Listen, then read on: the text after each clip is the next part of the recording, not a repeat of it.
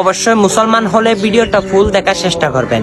আমার প্রিয় নবীজির বড় স্ত্রী মা হাদিজাতুল কুবরা আমার রসুলকে বলে, ইয়া রাসূলুল্লাহ, আমি মারা যাওয়ার পর 3টা জিনিস আপনাকে করতে হবে, কারণ আমি হাদিজাতুল কুবরা আপনাকে জীবন জৈবন সহ, শুধু তাই না, আমার দন বাড়ি দৌলত আমি ফেলে রেখে আপনার প্রেমে মুগ্ধ হয়েছি, আপনাকে জীবন সঙ্গী করেছি ইয়া রাসূলুল্লাহ।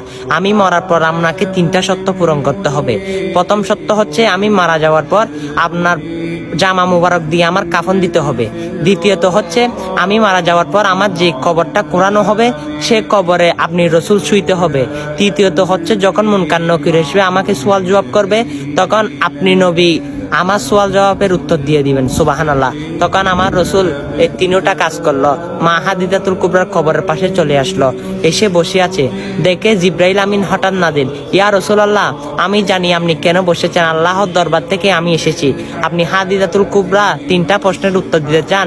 ইয়া রাসূলুল্লাহ, আপনার হাদিজাতুল কুবরার আপনার জীবন সঙ্গীর 3টা প্রশ্নের জবাব স্বয়ং আল্লাহ রাব্বুল আলামিন দিয়ে দিয়েছেন। সুবহানাল্লাহ, সুবহানাল্লাহ।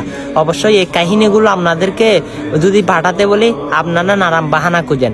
আরে ভাই, দুনিয়ায় থাকাই যা করেন সবগুলোর জন্য কঠিন হাসরের দিনের জন্য যথেষ্ট হবে। অবশ্যই যদি সেটা মানেন, অবশ্যই এই সুন্দর বার্তাটা সকল মানুষের কাছে বেশি বেশি পৌঁছে দিবেন। আমিন।